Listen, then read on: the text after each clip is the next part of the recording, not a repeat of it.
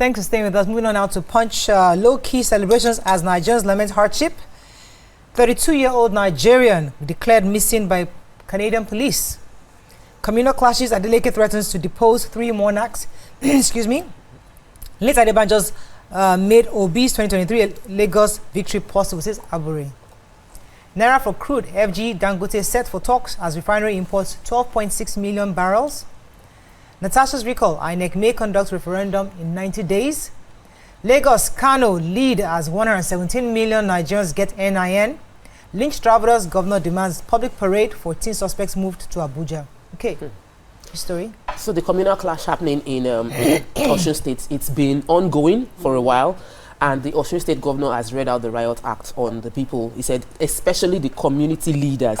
He said that the community leaders of Ilubu, Ifon, and Eriosun, that he's threatening to remove the traditional rulers who have failed to maintain peace in their domains. That they've heard that there are some moves immediately after Salah that there would be some clash within those areas. Anyone found out that they would remove the traditional rulers. I think it is a wise move because the traditional rulers have authority and we do not need to lose lives over whatever is happening within those communities in Osun. They've managed to live together peacefully, and they said they've relaxed the 24-hour curfew within that area into 17 hours, but even within that there must be peace maintained. The security operatives are on alert within that area, so we're expecting that nothing will go wrong. So update on Natasha. So the fate of the Senator Natasha Uduaghan, representing Kogi Central Senatorial District, will be determined within the next 90 days, according to Punch. They said constituents from her senatorial district had last week submitted a recall petition against her to INEC. And INEC is currently in the process of verifying the names and signatures submitted by these petitioners. To proceed with recall, the petition must be signed by more than half of the registered voters in the Kogi Central District. So in this requirement, if this is met, the Commission will conduct a referendum in 90 days, according to INEC detailed regulations and guidelines for recall of 2024. If the petition reaches the necessary threshold of support, the Commission will issue a public notice detailing the time, date, and location of the referendum. So this is probably going to be the first experience in my own lifetime. If this is possible, we'll see how that goes. I'm really wishing the people of Kogi the best, because in either way, they are the ones going to win or lose in this matter. Yes. So the Toronto Police Service has reported a Canadian-based Nigerian man identified as Omotayo as missing. He's 32 years old and was last seen on March 25th, 2025. He was last seen around the Trafalgar Road and Dundas Street East area in Oakville. They said he was last seen wearing a tan essentials hoodie, black Nike track pants, a tan Yeezy slides, and black framed glasses.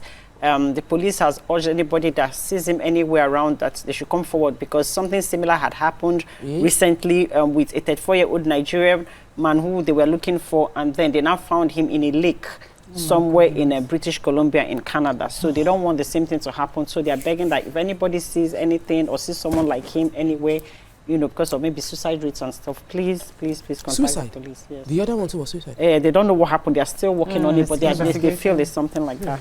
Okay, we have to wrap up very quickly on today's show. Do you have any on Daily Sun? Yeah, I have the story concerning a community pharmacist who are now seeking a 50 million naira fine and 20-year jail term for drug counterfeiters. So the Association of Community Pharmacists of Nigeria have called for the immediate and uncompromising action against the nation's rampant illegal drug market, labeling those involved as merchants of death. Now, they're saying that even though there's quite some regulatory actions that have been imposed by the Pharmacists Council of Nigeria, PCN, NAFDAC, and CWCs, that it's not enough, even though the stakeholders are actually doing a lot to give hope that soon the drug industry will be normalized. However, these efforts are not sufficient because the lives of Nigerians are at stake, and I absolutely agree. We need to impose stiffer sanctions on those who are found culpable when it comes to counterfeit drugs. So these are killing people's kidneys and vital organs. Final paper, Daily Sun. Leaders intensify peace moves as ACF hails Tinubu. Governor threatens to dethrone monarchs of warring Osun communities. I didn't direct protests against the Bonny Federal University Teaching Hospital, says Umahi. Nigerians borrow 470 billion naira from banks as the economy bites harder. Ex-Enugu LP Guba candidate Idioga returns to PDP and extols Mba's leadership. These politicians, Rivers will emerge stronger from political crisis, says Fubara. And 2027 PDP dares Tinubu, says nobody can manipulate Nigerians. Let me take suspended River State Governor Fubara's story, where he has assured residents that the ongoing political crisis would ultimately strengthen people rather than weaken them. He spoke when he received Muslim leaders from 20 Islamic-based groups, including the Supreme Council Islamic Affairs, at his private residence in Port Harcourt during the Eid al-Fitr visit. Addressing the delegation, Fubara urged them as his supporters to trust in God and trust the process.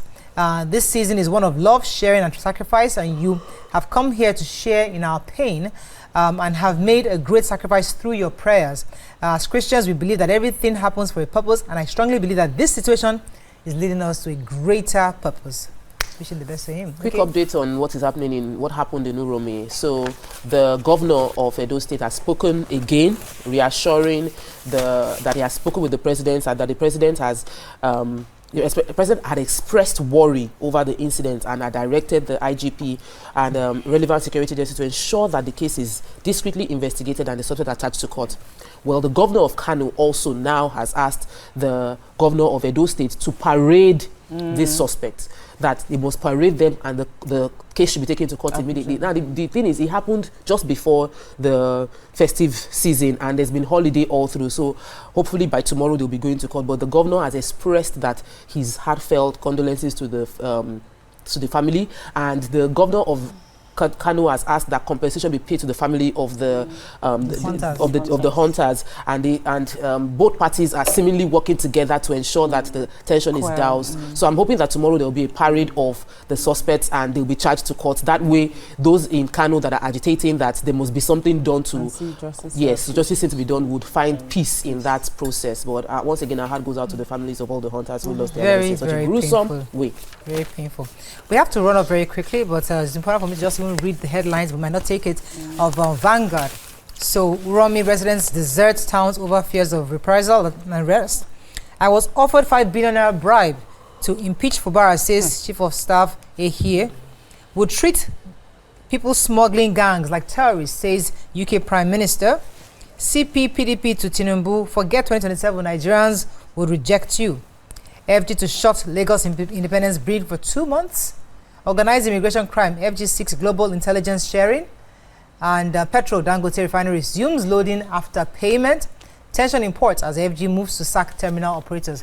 Unfortunately, that's all we can take on front pages this morning. When we come back, we bring in our guests, our special feature. Stay with us. We'll be right back.